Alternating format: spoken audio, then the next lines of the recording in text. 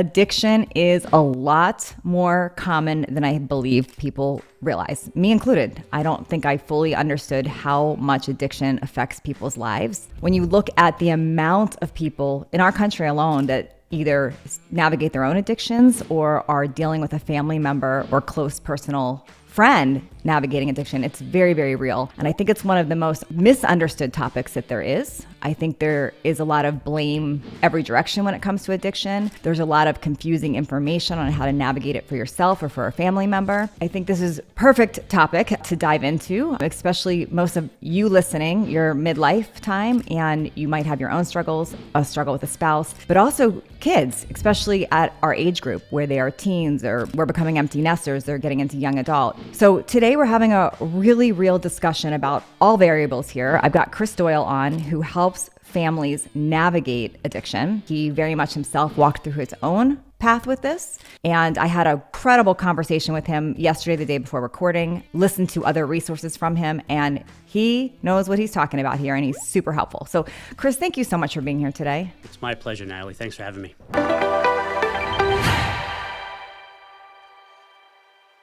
So I met you through one of my friends, Joe Polish, who I know my listeners might know him, they might not, but Joe's one of my very good friends. He is one of the most integrity-driven people I've ever met in my life. He's a huge connector.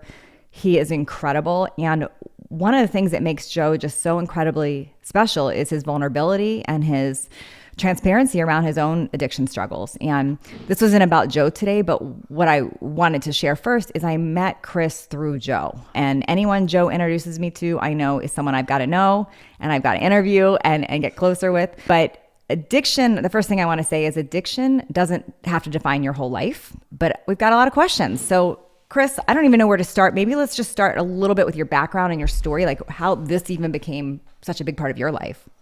Sure. I mean, I just want to touch on what you said as far as Joe. Like, I've learned so much from Joe, and Joe was one of the, when you mentioned vulnerability, him sharing his story in a public way was one of the first times I ever heard anyone share to that kind of degree. Wow. And where he was vulnerable and he was honest about what he was struggling with. And I was just so impressed by that, and that was like 6 or 7 years ago. And then over time, developed a relationship with him and I just love what he's doing with Genius Recovery. And so, it's an education platform. It wants to, change the global conversation about how we treat addicts with compassion instead of judgment, and share the best forms of treatment that have efficacy and share them with the world.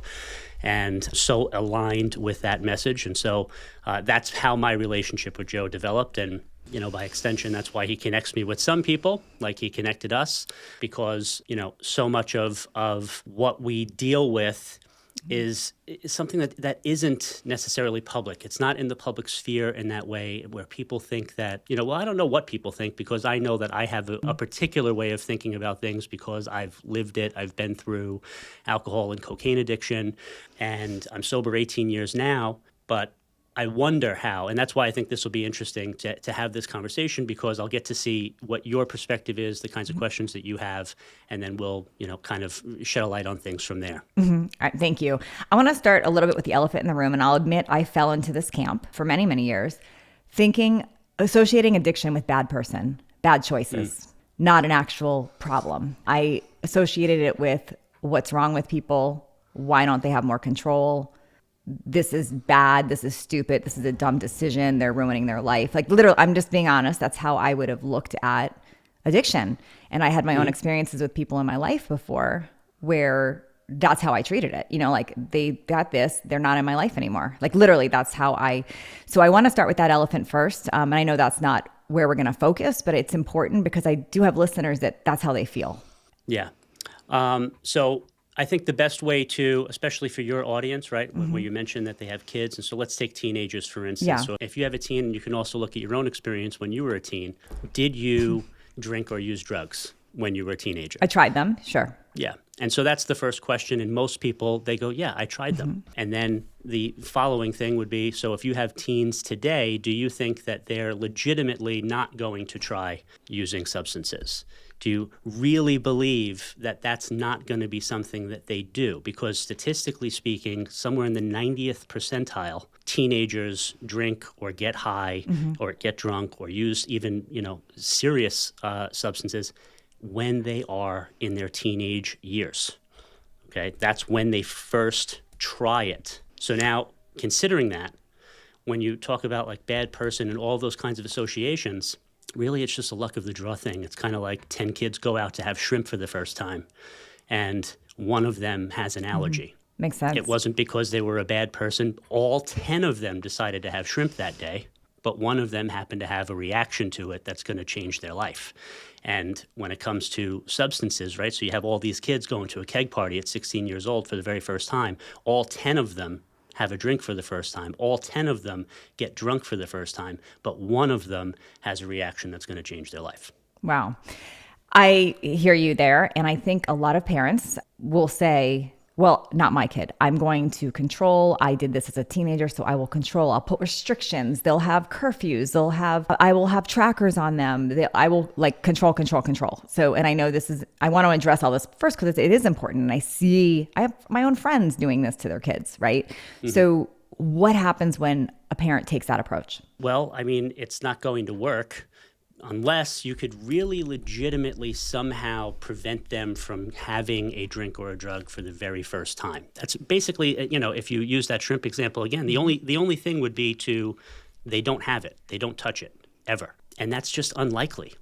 I mean, again, does anybody really think that your teenager is not going to somehow, some way attempt to try something because they have an opportunity to do it and they just do it and whatever? And everything that you said there is not so much the restrictive stuff, but the mindset. This is what's challenging when it comes to addiction, is that in the example, 9 out of 10 have a normal reaction. 9 out of 10, they get drunk, and then, they're going to have it's going to be normal. It's going to be a normal experience for them for the rest of their life. It's not going to be something, I think that's another misconception maybe, that people think that you drink or use substances so consistently, compulsively over time, and then you develop an addiction. And addiction is separate from dependence. A person can develop a dependency where they, maybe they shouldn't be doing it and they're doing it because they're stressed or they're overwhelmed or what have you. Addiction, it looks very similar, but addiction is more consistent with, they really don't have a choice right after the very first time they get drunk or high. It's something that just grips them. They say, that was incredible. What it does for them is now going to be worth whatever it does to them in the future. They're not going to care about consequences because it feels like a solution for them. It feels like this is the answer I've been looking for, and therefore I don't have to develop any other coping skills to manage life. Wow. I have the solution now. Things make sense. Whereas everybody else's experience, it's not that, right? And so when parents respond, this is what I was trying to make the point of. It's like, yeah, you got like a good 85 to 90% chance that you're going to be right when you say it's not my kid. But for the 10 to 15%, if you're wrong about that, this is a tornado that could absolutely destroy, everything in its wake. Right. And so if you don't really come to grips with the fact that, oh my God, my kid could have an addiction and it's happening a lot sooner than you think, it could really have devastating consequences for you and your family. So if it is kind of a luck of the draw, if I'm hearing you correctly, like some people, it's not going to be a thing. Like you kind of accept that they all are going to try it. Some people it's a real thing. Some people it is not a real thing. Is the real thing like a DNA thing? Like you genetically are prone to it? Is it truly, or is it a psychology thing where something maybe is off in your brain? Like maybe you are undiagnosed ADHD or bipolar or manic depression, like something like that. And now this feels like the solution. What is that makes the addiction? So research-wise, they don't have a definitive answer to that question. There are, particular risk factors, right? I mean, so there is that kind of genetic, or if you want to look at it like epigenetic kind of factor, where if you have a parent or grandparents who struggled with alcohol or drugs, that it increases the likelihood that someone else in that line could. However, it's not cut and dry. You have increased odds, but it's not necessarily going to be that. If someone has undiagnosed mental health illnesses or issues, that isn't necessarily, it's not. So again, it's like in a majority of cases, dependence can be linked to someone who has something that's undiagnosed, right? Because it could be something that's it is that self-medicating kind of idea. Addiction is co-occurring, meaning it needs to be on the list of things that are going wrong also. It's in addition to, it's primary, potentially, it's its own thing.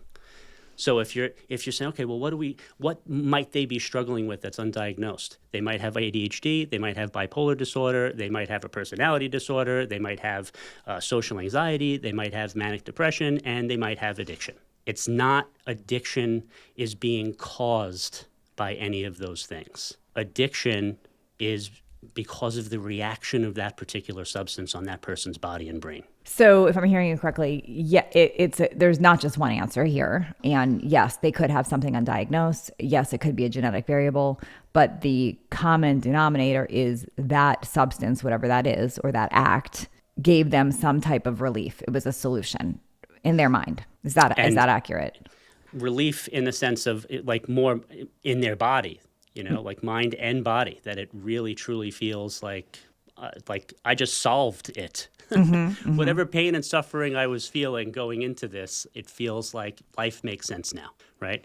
Like a joke that people say in the communities that I hang out in is like, I could have used a drink in first grade. Because whatever it was that these kids seem to have figured out, I'm feeling not a part of, or I'm feeling like I don't fit in. I'm feeling, that whatever all those types of feelings were. And I think this is accurate or maybe a good way to kind of get to this point. Probably all the kids in first grade are feeling that way, right? But not all of them, when they have a drink someday, are going to have the experience of feeling like, oh, okay, good. Now I get it. Now I feel okay. They're just going to have a drink, and it's going to be like, like having a donut or having, whatever other experience that you have in life, but it's not going to be a life-changing experience. Like, do you remember the first time you had a chocolate donut? No. I don't know if you can recall. I can't either. No. But someone who's addicted to donuts, they'll probably remember the first time. And that's why you'll hear a description of like somebody the first time they tried Coke or the first time they remember the exact description of it. Right. And like all of it. And I'll just, lots of people, myself included, will just delete whatever bad things happened that night. It just won't show up in the retelling of the story because I literally don't remember it in that way. All I'm remembering is the feeling, the euphoria, the feeling of being a part of and fitting in and all of that. My next question to that is when it comes to drugs specifically. So let's just go extreme there. So talk about cocaine or whatever it is, heroin or whatever the extreme drug is. Wouldn't anybody, even someone who doesn't have addictive tendencies, remember that first time they try that? Because that's such an extreme. Like the donut's not an extreme, but that one wouldn't they? Yeah. And the normal experience to trying some high-powered substance like that is going to be, that was awful, and I'm never going to do that again. Oh, the normal experience. Got it. Wow. So if someone says it was incredible, that's the danger. Well, no. If someone were to do heroin from a standstill, someone that's not, that isn't kind of like I would have been receptive to doing heroin, but I never got there. Just in my own story, it just never happened. But if someone take for instance the Vietnam kind of example, right? When our soldiers went over to Vietnam, a lot of them became dependent on heroin while they were over there. They're dealing with the realities of war. It's this terrible experience. They're far away from home. They don't want to be there, and heroin is readily available, and so they're using heroin like we're drinking coffee today. Right? It's just that's what they have, and they're doing it. And then when the war's over and they come home, a vast majority of them just left heroin in Vietnam. They just I'm Right. not doing that anymore. Yeah. I'm back here. And so it wasn't an addiction, but it was a dependence at the That time. makes sense. So dependency could be a coping mechanism, Right. but it doesn't mean it's necessarily an addiction. Correct. Addiction is all of those. It's dependency, a coping, but you can't stop. Correct. Okay. That is the easiest two-word definition. The fastest two-word definition for addiction is can't stop. Can't stop. That makes sense. Okay.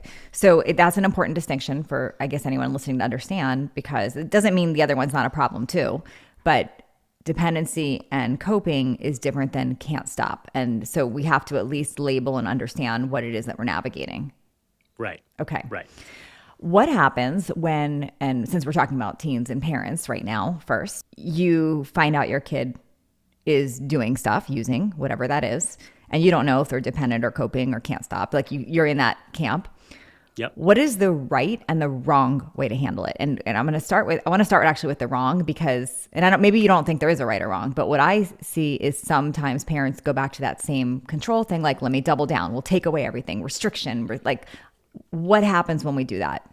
Yeah. So that is, if you wanted to classify it that way, I would say wrong, in the sense of it's not going to help you accomplish what you want if your concern is really, if my child has an addiction and I don't want them to do this, then that's the opposite of how you want to handle this.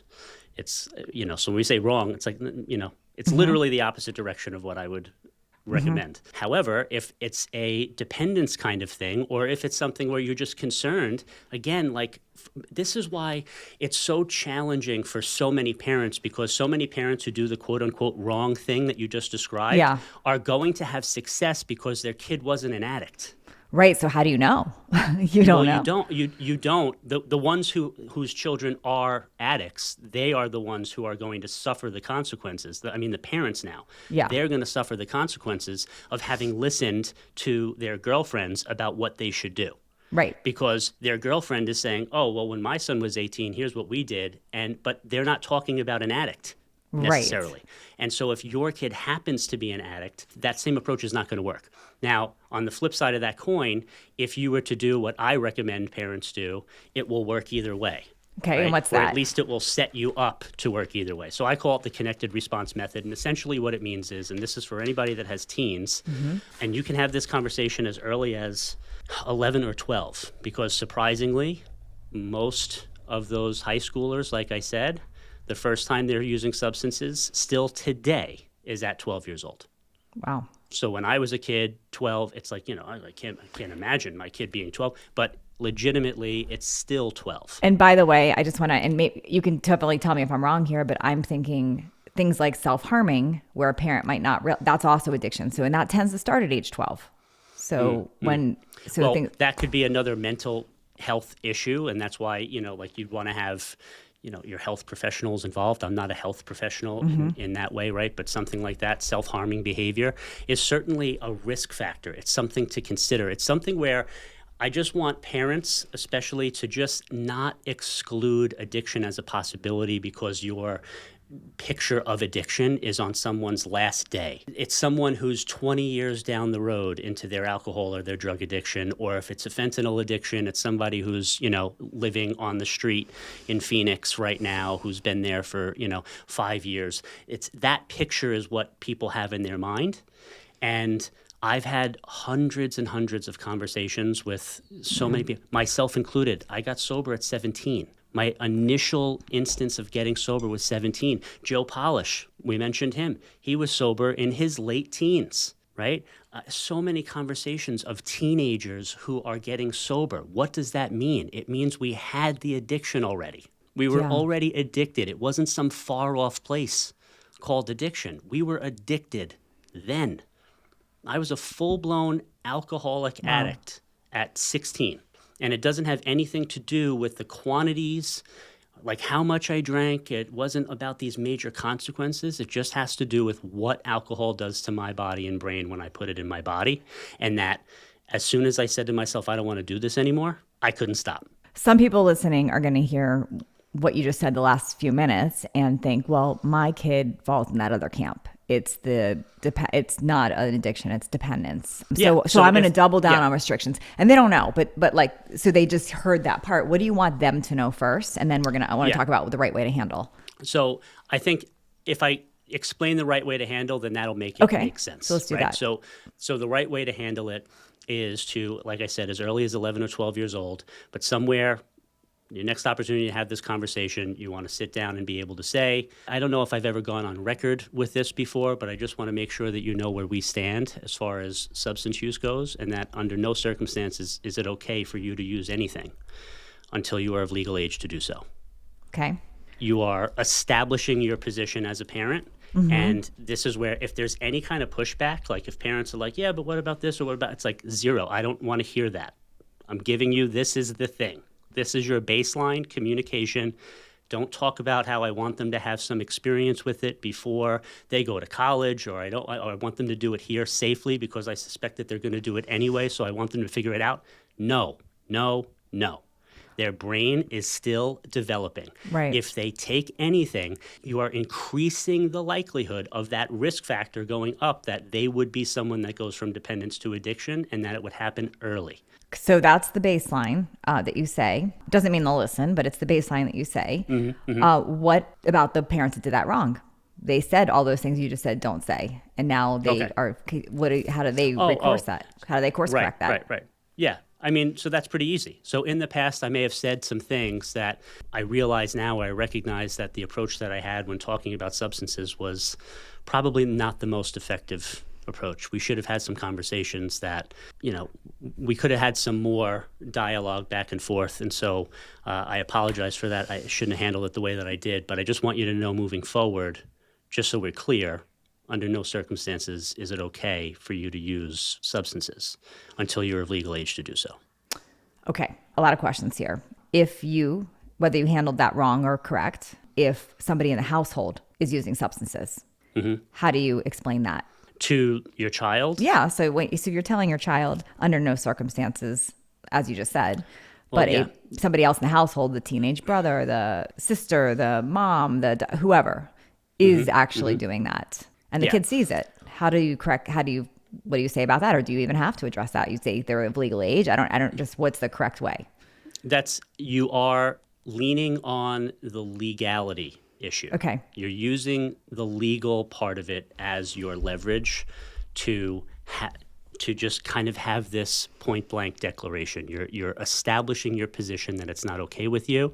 And if, let's say, you're talking to a 14-year-old, but there's a 17-year-old in the house who has a problem, right? Well, you could reference the fact that, right now your brother is struggling. Yeah. And we're coming to grips with that, and we're going to do everything we can to help him. But it's for that very reason that we want to make sure that you know where we stand, that we don't want you using any substances, because that could happen. Or if you have someone in the family that you could reference, of course, you could say, what happened to Uncle Bill, his struggles, and it's not because he was bad, and it's not because he did anything wrong. It's just because he started young, and we don't want that to happen to you. So under no circumstances is it okay for you to use any substances until you are of legal age to do so. So this is great, and I think a lot of people are having light bulb moments hearing that, because I can tell you pretty much everyone I know let their child try wine, or said what you said, hey, if you're going to do it with me, it'll be safe, or let me know.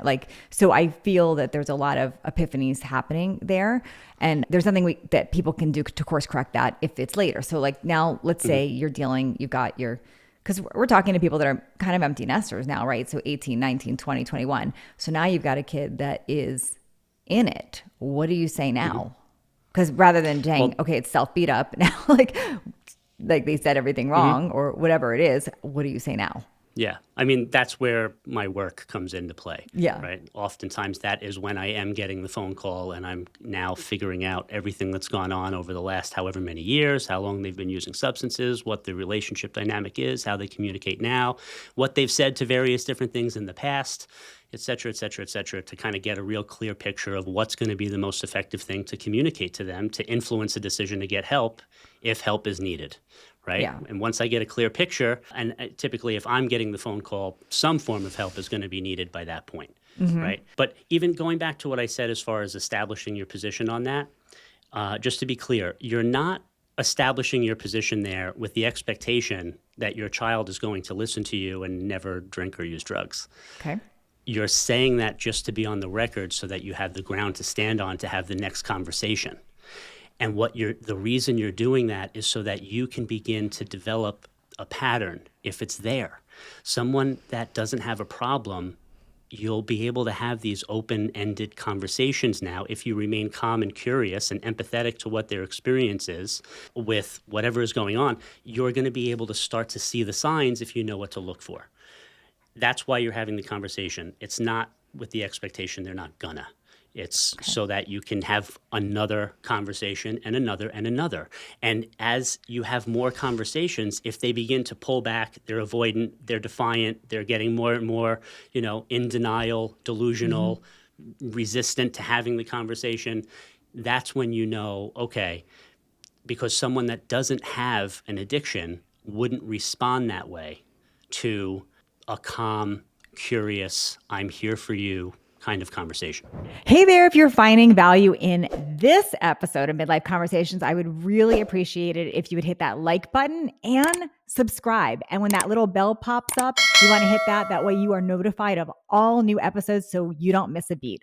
Also, you subscribing and liking helps others find this content. And this allows me to keep growing, keep getting amazing new guests for you, and to keep sharing. Okay, let's talk about that calm, curious, I'm here for you conversation. So, because we just talked about, I want to go on the record, this is where I stand.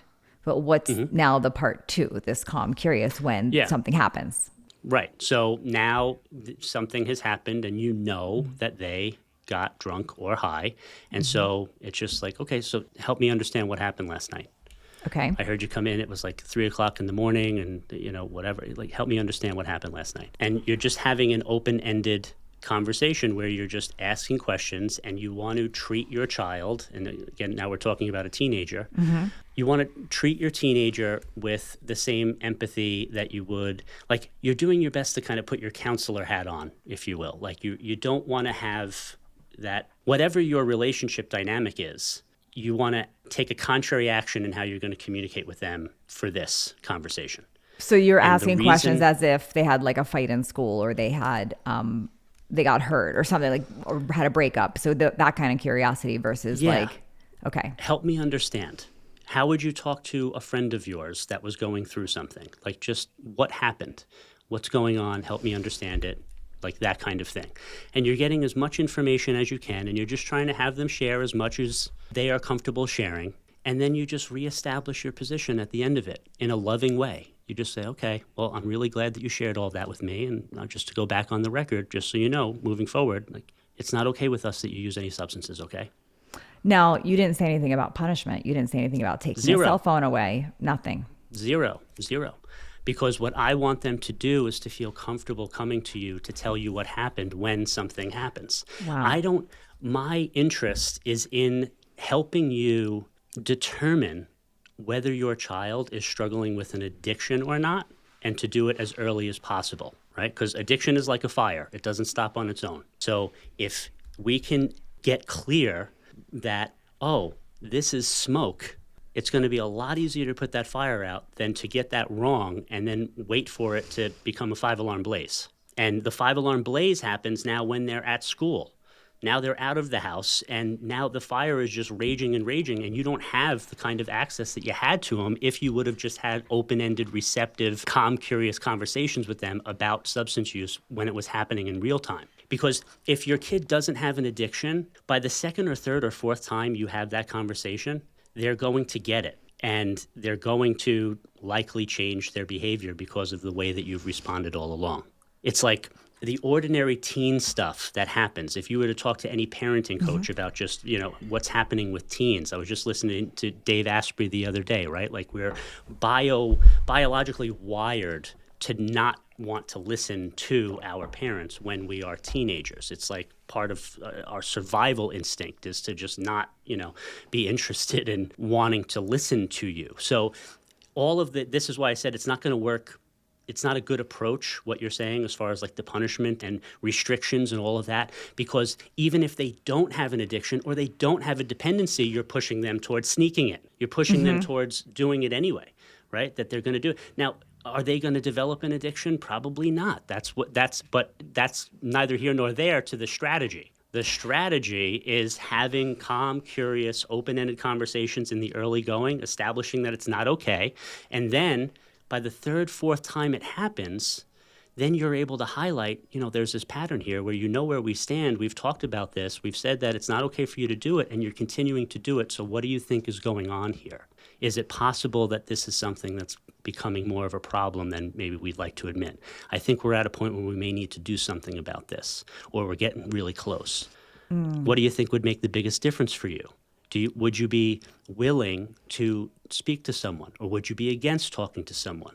I think we need to have a conversation with someone who can have this conversation in a way maybe where it's not your mom and dad. Maybe it's someone who is knowledgeable about this. Would you be against speaking with a counselor, a psychiatrist, a therapist? And that happens not in a way where it's like you find out they were drunk last night and then it's like, that's it, you're going to a psychiatrist.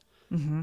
It's instead of it being that, it's more like they're open to it because you were calm and curious all along. So I'm going to a psychiatrist. I'm not dismissing that one, but I think I'm talking more about, that's not the threat that I typically hear. But the threat that I'll hear is more lockdown, more restrictions, no cell phone, no friends. You can't see the boyfriend. You can't see the girlfriend. You can't have this friend. You can't go out. You thought you were going out. You're not going out anymore. So that's the reaction that I'll typically hear from a parent. And if I'm hearing you correctly, that doesn't solve the problem. It actually could make it devastatingly worse. How do they, and I know you've given some tools on what to change, but you're going to have a lot of very resistant people hearing this too, thinking, I know my child, this is like, what do you want them to know? That it does require this kind of mindset shift, because everything that you just described doesn't put the fire out. Mm-hmm. Or how about this? If you're going to use a consequence, right? You do not want to use consequences in an effort to make someone stop doing something. You want to use a consequence or link the consequence to them starting something different. So you don't want to say, I'm going to take your phone away, or you're not going to be able to see your boyfriend because you drank and you need to stop drinking, or you need to stop smoking weed, or you need to stop, whatever the thing is that you want them to stop. The way to position that is more like, here's what I'd like you to do. And then you're going to ask them to do a tangible thing. And that thing would be speaking with a counselor, or going into a recovery program of some kind, going into a peer support group, going into any form of help. But whatever step it is that you want to have them take in what you feel is the right direction, it's here's what I'd like you to do. And is there any reason why you wouldn't be okay with doing that? You get all of the responses to that they would have as to why they'd feel resistant or whatever, and you try and work through that. But then at the end of the day, if you're ready to pull the trigger on this, you're basically going to say, well, it's important for me that you do this because we've had this conversation multiple times. And it's still, now we're in this place where you're still doing it. And so if you don't speak with this person, if you don't go to this place, if you don't do this thing, then we're going to have to take away your phone, or we're going to have to keep you away from this or do that or whatever. And so now it's there's a next step to take. Yeah. If they have an addiction and you say you need to not do this anymore, you just gave them an impossible ask. It's not something that I can actually follow through on because I don't have the ability to stop. So if you punish me, all you're doing is now punishing me for something that I have zero control over. Wow, that's a lot. Yeah. No, yesterday when I talked to you, when I was understanding more about what you do, you mentioned there's many different types of addictions. It's not just substance. It's not just drugs or alcohol. You had mentioned that there could be sex or love addiction. There could be spending addiction. You said can you just speak a little bit into that? Because I think that gets overlooked a lot by parents too. Sure. Well, the Alcoholics Anonymous was formed in the 1930s, and it was the first 12-step group that came into existence. And since then, we have, I think there's over 250 other 12-step based fellowships for all manners of different things that people could struggle with or be addicted to. And so, yeah, you have sex addiction, you have sex and love addiction, you have codependency, you have gambling, you have shopping, you have food and sugar, and like any substances, of course, literally any kind of substances can be something that someone is going to get addicted to. But people, have behaviorally where they can get themselves into debt, kind of be addicted to being in debt. But there's the hope though here is that there's a program for it, and oftentimes, another program that I recommend is, there's the fellowships that come about from, if, for instance, Al-Anon. Al-Anon is a 12-step fellowship for family members who have someone who struggles with alcohol. Nar-Anon is for family members for people who struggle with narcotics. You have, all of the Codependence Anonymous is, again, that's more for people, but maybe people that are kind of really identifying with the codependency issues that they struggle with and putting a reliance on people, a dependence on people who don't necessarily deserve to have that reliance and dependence. And then the other is adult children of alcoholics, which is, for children who grew up in an alcoholic household or a household that you would maybe typically define as what was a dysfunctional household, and some of the things that relationally that child may have grown up and experienced, and then they try to make sense of why their life is the way that it is. And it turns out they developed a lot of these patterns because they grew up with an alcoholic father or a mother who was addicted, and all of the various different things that come from that. So, there's lots of things that people struggle with, but there's also helpful answers for all of those things, if you're willing to give them a try. You've said a lot in there that I want to go a little bit deeper on. I'm going to ask you about codependence because I think that's a very important topic. I know it's a whole different direction, but I'm going to ask you about that in a second. But I want to ask first about lying, because lying, from what I've started to dig into and understand, lying can be the cover for addiction, but it also can be its own addiction. Do I have that right? Can you help understand the lying, or where you look at it with the lying?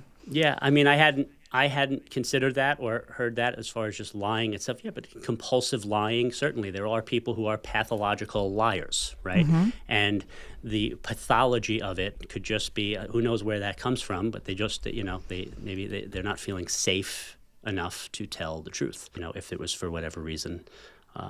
And that's another thing that Joe Polish talks about often from a friend of his, Don Wood, where if you understood the atmospheric conditions of someone's life, you'd understand why they do what they do, right? Like they understand their behaviors. And so you can get to the root causes of these things. And certainly I had root causes, and we all have root causes. But the lying, as far as from an addiction standpoint, is that addiction is going to do whatever it has to do to protect itself. Wow. It needs to... it's terrible to think about in this way, but it's like the craving, the compulsion to use the substance is almost like its own entity in a way. It's like it has me. Yeah. I don't have it. I don't have addiction as much as addiction has me. But I'm convinced that I'm the one that's making the decisions here. I'm convinced that I am in control. I want to go get drunk. I want to get high tonight. This is me that's deciding to do this, right? But what about all of the hundreds of mornings that I woke up and said, I don't want to do this anymore, and then did it anyway? And that's consistent with, I've surveyed over 1,000 people in recovery and asked them how many mornings they woke up saying, this is it, I'm done. I am never going to do this anymore. And this is in the quiet of their own mind. We're not talking about a promise being made to a loved one, just all by themselves, waking up and saying, I'm done. I can't do this. I can't live this way. And then how many times did you do that and then drink or do drugs again? And the number one answer is countless mornings. When I was listening to your original interview that I heard with Joe Polish, and maybe I'm taking this out of context, I think I heard you say that anyone that has an addiction, they're not dumb. Like they know that they've got a problem and they know that they need help. They are in this conversation still of, and these are my words, not the words you use, but they're in this conversation of thinking they can control it all, think they got it, think they can handle it versus surrendering. I think that's kind of the message I took listening to you. Yeah. Is that accurate? The primary delusions that we suffer from, so initially is I don't have a problem. And then I don't have a problem kind of transforms into I don't need help. So somewhere along the way, the outward indications that we're getting, they just become too hard to deny outright. We can't just outright say it's not a problem anymore. And so that's when you hear someone say like, well, I know I have a problem, or I know I got to do something about it. Or guys that'll say like, yeah, I know I'm an alcoholic. They're in the bar and they're drinking, and I know I'm an alcoholic.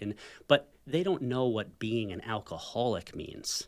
Yeah. They don't really get it, but they're able to, they have to admit enough of a problem, but they wouldn't be able to define the problem.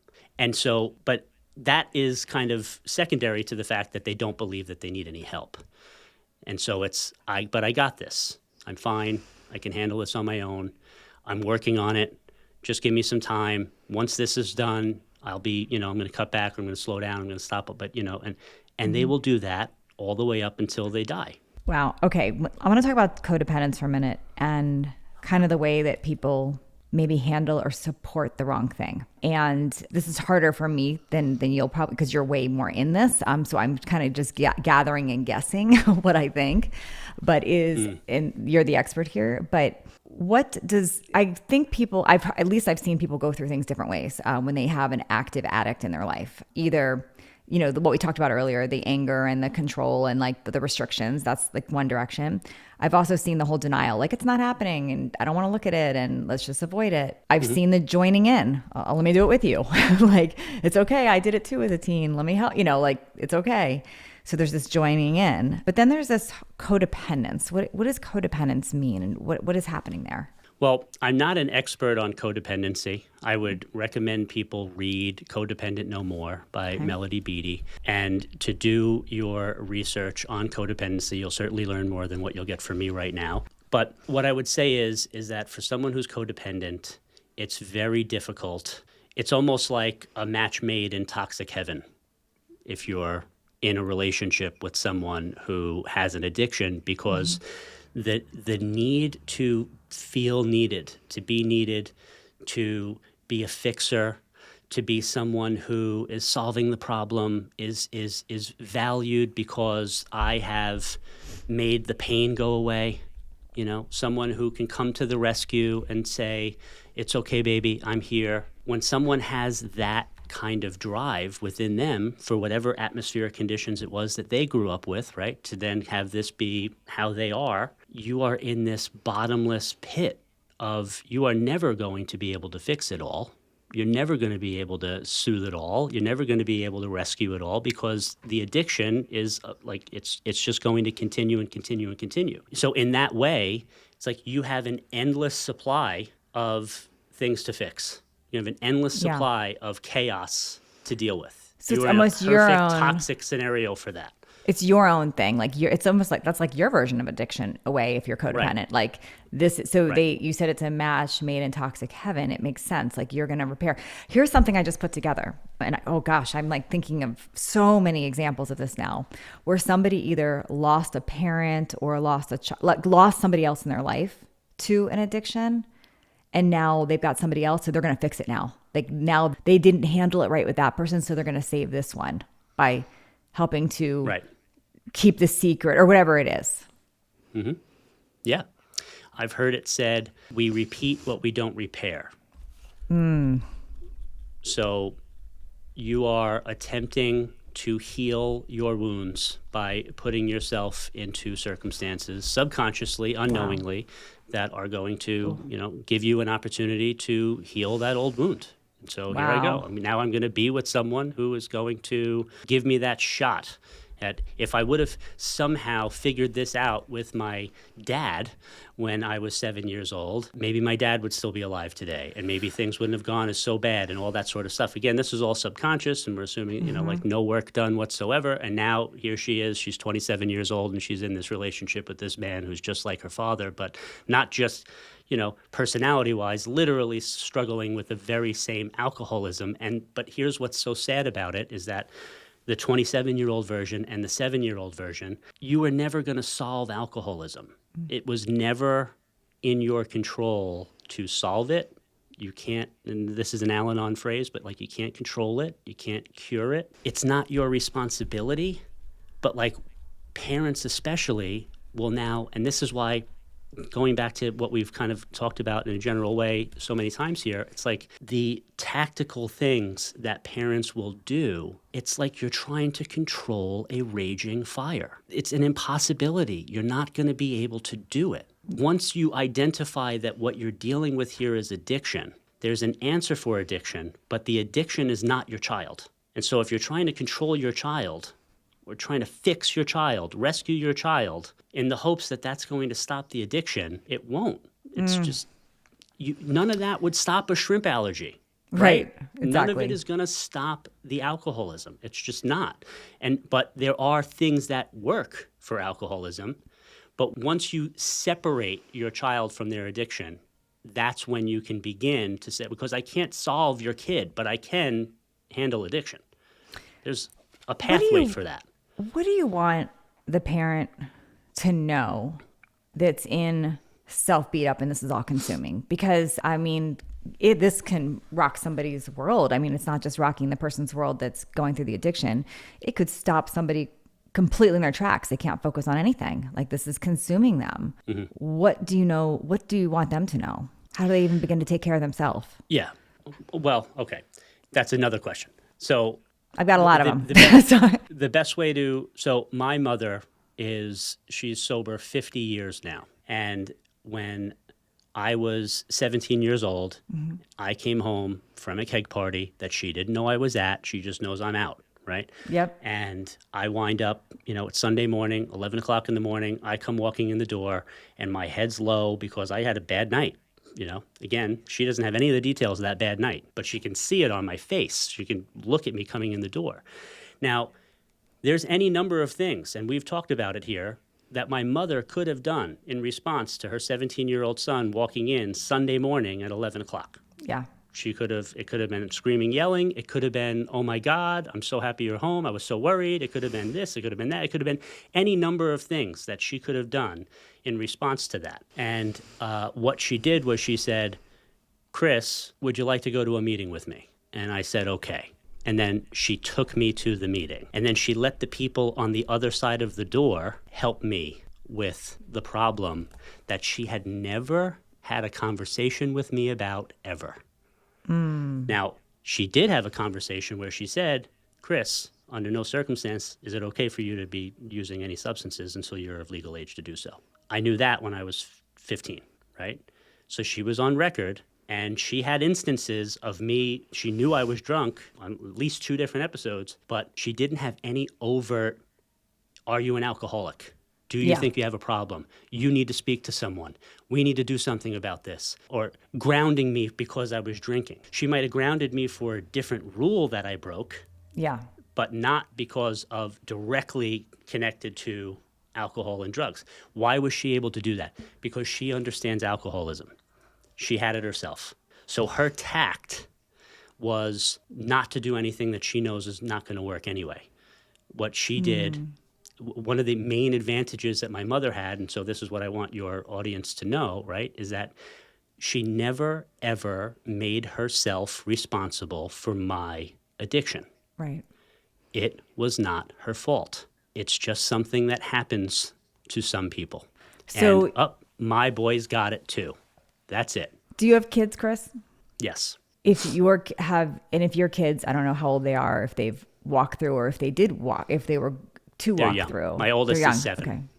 So you'll obviously have these conversations, but if you found out, I mean, obviously 7's very young, so likely that wouldn't happen now, but if you were to find out something was going on with your kid and it wasn't good and you're navigating this, how would it, I know what you would say to them. I know you would bring them to a meeting. You would understand it's not your problem, but how would you mentally not let that consume you? Because I think that is, you think of any family crisis, you can't work, you can't focus, like you can't. I think of when my dad died, my whole world was turned upside down. Like there's these moments, right? I just heard somebody speak recently on aging parents with dementia, and they literally couldn't focus on their business. Like, how do you? And I know you're not a psychiatrist or a psychologist, but any advice there that you want this mom to hear or this dad to hear? Yeah. My mother was working a 12-step program for herself already before I had ever gotten to the place where I was struggling with anything. My wife and I, 2 years ago, we lost our son Connor in, what should have been a routine delivery. And it was a perfect pregnancy, our third child, and what you would imagine. I don't even know, like 99.99 times out of 100, the things that were happening in that delivery room would not result in the baby dying, but ours died. And so I work a 12-step program also. So it's the reason I'm not consumed or having things that get kind of overwhelmed, like even of the very worst of circumstances, is because I've already been working a program. So, one of the things that I, like just suggestion-wise is, be the example. A lot of times if I'm talking to parents, I'm going to look to see what is their background, what is their story, right? Oftentimes I've recommended adult children of alcoholics, for instance, to clients of mine who I'm working with mom to get her son into a treatment program. But then I say, Mom, I want you to go and check out this program for you. Yeah. And then she goes and she says, oh my God, this is what I've been looking for my whole life. And that's why those types of programs are so incredible, because they give the experience of what I was looking for in a bottle. They give that experience. It's the same thing. When I first got drunk, I thought, this is it. This makes sense. And then when I got around my people, my community who struggled with the same problem, and it was like, oh, this is it.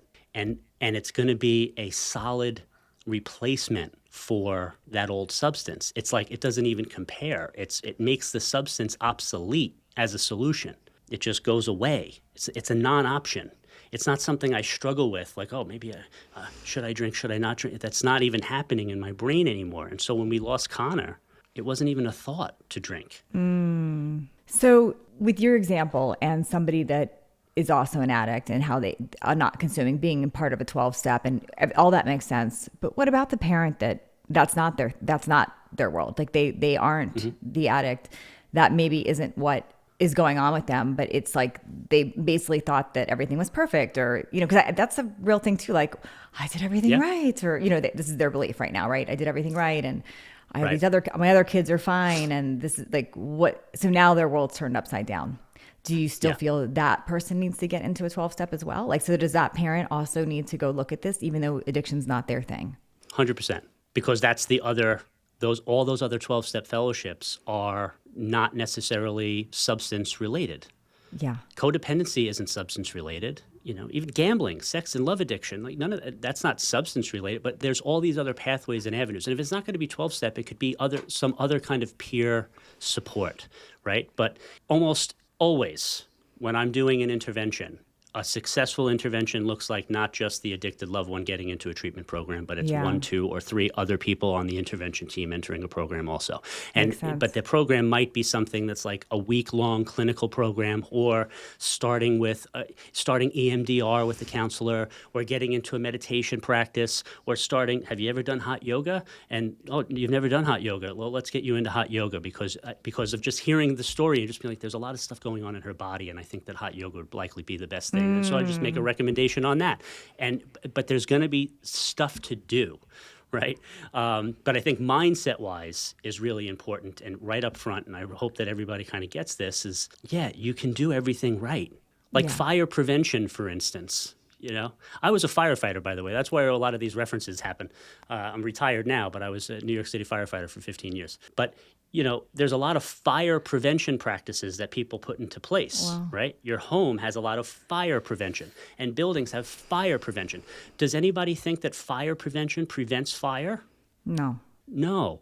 All it does is slow fire down at best. It mitigates it. It warns you. It identifies it. It says, oh, we got a fire going on. That's fire prevention. It doesn't prevent it. So you could have done everything right as a parent. You were amazing. You did a great job. And all these other kids, they're doing great. But you have one that, oops, a fire happened. And that can happen.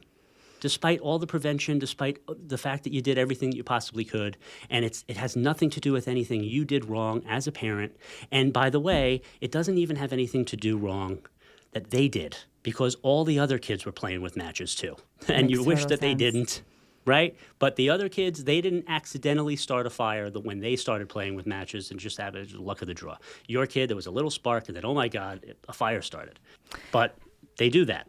Joe, Oh, sorry, Chris, how do you, I just called you Joe. That's funny. I don't know why I thought Joe for a second because he introduced us. Chris, my question, what do you do for, I know you said this is what you do for a living is you really help navigate this, but talk to us a little bit more about that. Like how, because you're so knowledgeable and you're so helpful. And I know when I had some questions and I had asked our friend Joe, he didn't even know why I was really asking. He just said, you have to talk to Chris. Like he just connect us. And you were so, you guys, this is really funny actually. Like Joe gave him a little information why I had questions and Chris texted me back and I listened to a video and I said, I'll reach out to you. He texted me almost every day saying, hey, I think we need to talk. Like what's going on?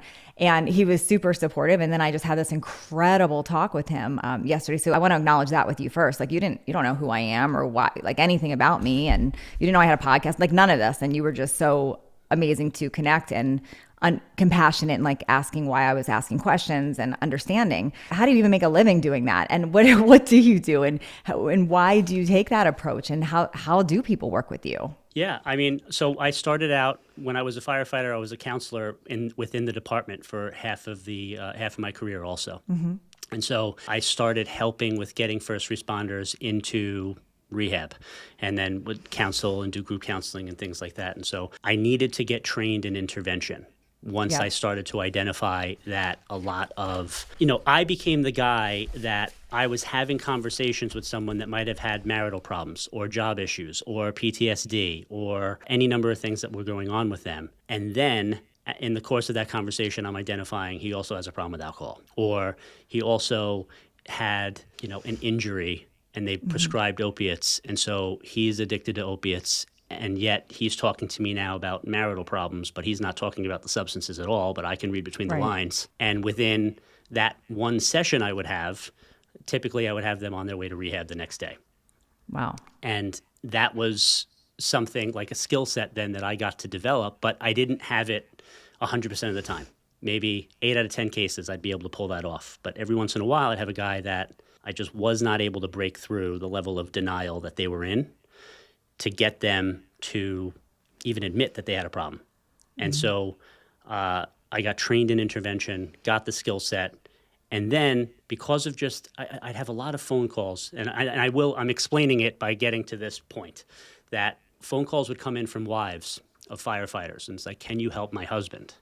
And when I first started, it was like, yeah, of course we can. Here are all the options we have on how we can help him, and just have him give me a call. Now, he's not going to get on the phone with me. Mm-hmm. No. And as I'm giving her that advice, because that was advice I was directed to give, I know he's not going to get on the phone because I understand addiction. I know. I just basically told her, I can't do anything to help you. Yeah. That's the honest truth. It's like, I just gave you a bunch of fluff. Thanks for calling. So it was like, that needs to be a different conversation. And when I got trained in intervention, I now began to develop, how do I coach this wife on what to say to him to get him on the phone with me?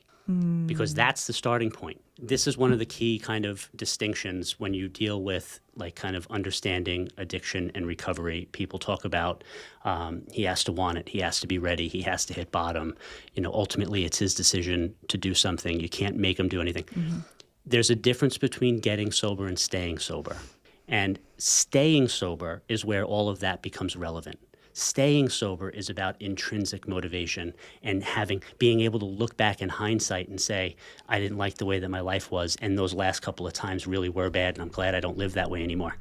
But getting sober is coming from a place of active addiction. And when someone's in active addiction, they don't want it, they're not ready, they haven't hit bottom, they don't necessarily want anything to do with getting sober, and yet people get sober that way from that position all the time. There's like meetings and rehabs filled with people right now who don't want to be there. Yeah. That's what they're for.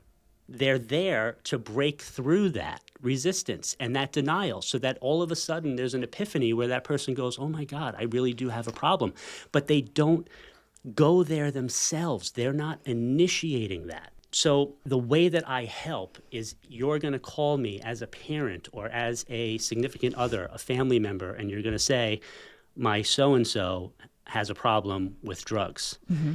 And you have professional interventions, which are you're like in person, you're guiding multiple family members. But the thing that brings me a lot of joy is that I've developed this method so that I could maybe just coach you over an hour or two or three or four and get you to a place where you're going to get them to, they'll be able to have the conversation that brings them to the people that can break down the resistance, that can break down the denial and the defiance. And they could start to identify, oh my God, I've had a problem this whole time.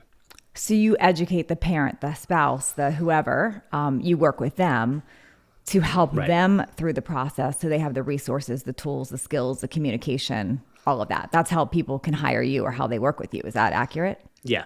Yeah. Okay. And I like educate and coach through what they're going through specifically right now. But usually it's pretty, it's pretty fast. They're in an intense situation and maybe something is likely has precipitated them calling me. And so, in much the same way we talked about before, you're going to be able to use whatever the circumstance is and you're going to communicate it effectively. And it's like, so for this reason, this is why we need to do something about this in a way that we haven't done before. And so, and then there's a bunch of tips and techniques, but I have kind of drizzled them in here as we've gone, but ways to ask questions. Yeah, no, this is incredible. Now, how would one actually go about hiring you or finding you or learning more or having that conversation with you? Yeah, if you go to whyintervention.com, so that's WHY intervention.com. I have a lot of free resources there. I have a podcast also where I've probably 100 hours of just a lot of this kind of mindset education. And is that called what's the name of the podcast? The Why Intervention Podcast. Okay. Yeah. Yeah, it would not be unusual for me to hear from people who are calling me for the first time and I find out that they've listened to 30 or 40 episodes, and then they finally come around to I should talk to him. And I try to make it as, interventions are usually a big investment, right? Yeah. And because you think about like investments, the TV version, it's celebrities, it's athletes, it's people that, it's like Ray Donovan coming in to come and fix my problem, Sure. And I try to make it a lot more accessible and affordable to families because it's my dream is to just have the tools be accessible for everyone so that you can start. Once you recognize that piece, that there's a difference between getting sober and staying sober, the influence that you have is over the getting sober part. Yeah, You can't guarantee staying sober, but staying sober is impossible if the person doesn't get sober first. And on their own, they're unlikely to get sober. I think sometimes, not all parents, but a lot of parents will have this belief that I got to put my kid in a program or I got to send them off, like somebody else is going to handle this. And if I'm hearing you correctly, you almost have to handle it yourself first. You got to learn, you have to understand, you have to get your own coaching, and you get to be that person that you get to be the quarterback in it. You don't just hand it off. You literally get to be the quarterback, kind of putting the right. I mean, that's what I'm hearing. So you support that role. Yes. Because it's not necessarily going to be just as simple as you hand it off to whoever when crisis hits. It would be a lot more beneficial for you to have far more information and understanding going into that than not, Wow. because there's any number of little tweaky kind of things that if you don't know about, it just blows up your whole thing. Like you send them to a program, they're in the program, and now they want to come home and they say that something's happening here. And if you weren't talking to me ahead of that, right? I've oftentimes, it's like just these minor things that could blow up the whole process. But, it's a terrible metaphor, but it does explain it, right? When my father-in-law passed away, I remember being taken by how the funeral director was at our house now, or at their house, within an hour. And he's there in a suit, and he's I just remember just like, wow, just the responsiveness of this, that he's here. And now from my father-in-law passing to the funeral, that guy, like you said, is quarterbacking all of the logistics from start to finish, from the moment he passed away through burial at the cemetery, right? Imagine like not having all of that and being a family who's now grieving, but also having to figure out all the logistics of every single little thing that has to happen between, those two moments, right? And so there's a lot of various little like things that are going on between you identify someone has an addiction that you love and care about, and then how do I get them into a program that's going to be able to actually help them and give us the best shot at long-term recovery. So good. So if you're listening and you want to access Chris, you want to learn more, whyintervention.com. And as he said, there's a bunch of free resources. He's got a podcast. And if they want to work with you, they want to actually have a conversation with you, is there an application? How do they do that? Is that all on the website as well? Yeah. You can do an intervention assessment tool, and then you'd be able to schedule a call. Or I have course materials available, and a lot of that it's a pretty cool way of doing things. Yeah. But if you feel like this appeals to you, you can find out like how to have this conversation. I call it the 3-phase conversation. It's far more in depth. It's hours of like, how do you do this? But if you're interested in that, I'm sure it'll appeal to you if you just go check it out. Thank you so much, Chris. Thank you.